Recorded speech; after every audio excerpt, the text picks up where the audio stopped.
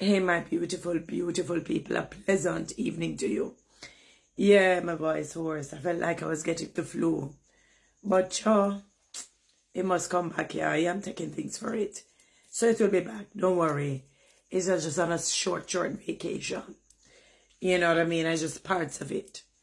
All right, beautiful people. So the Prime Minister and others, government officials, went to what they call the 5th staging of the National Day of Prayer and the 19th staging of the Heal the Family, Heal the Nation annual gathering at the National Arena in Kingston yesterday. That's January 8th, 2025, sorry.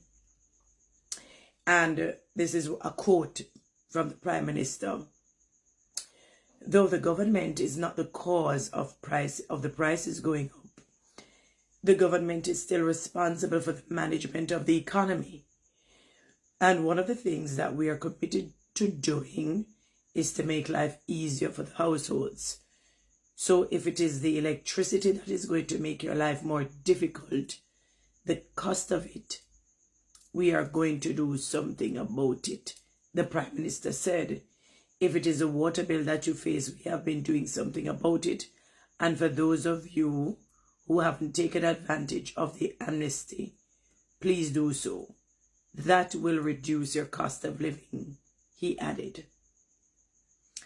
And, he said that approximately $1 billion will be spent to boost agricultural production outputs so that you can have more agricultural produce in the market so that the price of it goes down.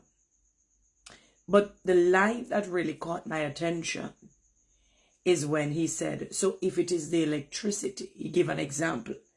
So he was just saying, let's just say it's the electricity, which in some cases it is, that is going to make your life more difficult. The cost of it. We are going to do something about it. I have a major problem, Prime Minister. And people may say, but you don't have to do this, you don't have to do that. For example, I know that they have the what do you call it? There's something like what you said, duty. You're spending, my brain is moving a little faster than what I really want to say. But the $100 mark, that anything over $100, customs will charge you. Fine. I don't have a problem with that. My problem is, for example, if you spend $200, explain to me why is it that you would be paying a little over 50% as custom fees overall, and not asking and telling you, because I've experienced it in fairly recent times. So you purchase an item that is, let's just call it close to $200, and you end up spending $19,350, then $19,350 for the broker, $19,000 for that, and then $1,300 for the FedEx. So call it, let's run it off to $15,350. That's $5. Because my math not that great. That's, you are on $5,000 plus 19. Basically almost $25,000 when you paid $33,000 for an item, because that's about $200 or so, or a little over $200. And when you think of the different costs when you go to the customs, because you have to pay a broker guy $3,500, plus if it's FedEx or so, you pay like almost $1,500 almost, and then you pay $19,000 basically for the goods. So that is almost $25,000. When it's a little above $25,000 you pay for your item, and you're going to say that is something that you could, and the item is not something that you could actually get out here. It is something that you would get from foreign lands, from foreign shores.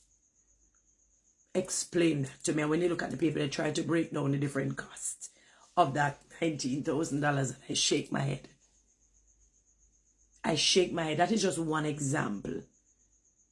So people have to be very so when they're, it just say it's basically, if they're buying something for $200, they need to budget for $350. They need to budget for $350 for something that will not be commercialized, for something that has nothing to do with bringing in income or taking away from the country's growth and development. Is something that maybe is just personal to the individual. Maybe a shoes, a brand shoes, a piece of jewelry, clothes, but it's brand, and you get to, and they see the cost that you pay for it, and you're wearing it on your person. And I'll pass through it at the breeze, but God give way. When we think of the public sector workers, all right, let us use the civil service or the civil servants, for example, that have been lobbying to get their retroactive mileage, retroactive pay, certain uniform allowances coming back into existence, and all of these things, getting a higher salary, people getting promoted. I mean, there are a number of things that have been lobbied for, and they're not answered, or little to none. So they fall in the little that really has not put a dent in the high cost of living. Explain that to me. When a lot of these public sector servants, the civil service or the civil servants, if they go to the supermarket or wholesale, if they eat a lot of, either they take up a lot of cheap tin things, and sometimes the cheapest can become the dearest, as them say. The cheapest can become most expensive. And I've given the shoe analysis. So if you buy a 2,000 Jamaican dollar shoe, you're lucky if you can't walk out and the bottom no walk, and you no walk and left the bottom. You go back and you buy back another two, then you go back and buy till you end up spending 20,000 overall, which you should have just bought a $20,000 shoe in one sweep. You may say you don't have the money, save up and wait, because the cheapest can become the dearest. But let's get back on track.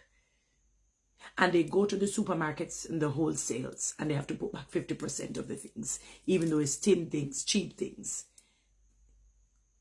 because they really and truly cannot afford.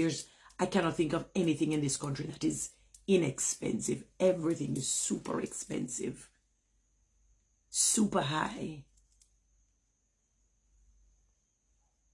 Everything that you can think of. It does, even if you think of a chewing gum. Have you ever seen like the gums, like the Trident chewing gums and so on? You know, when they tell you dentist recommended or something like that. You see the price of some of them? I remember once at the Mentos, there's a nice Mentos that I like.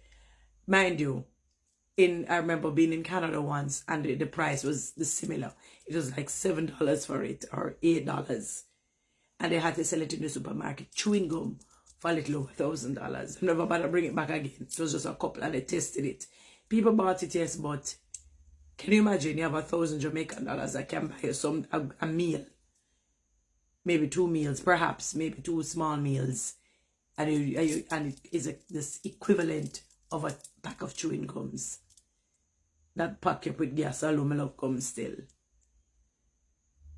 So if it is, as you say, sir, if it is, whether it's electricity, you're giving an example, we are going to do something about it. Okay, do something about the civil servants, in particular, salaries.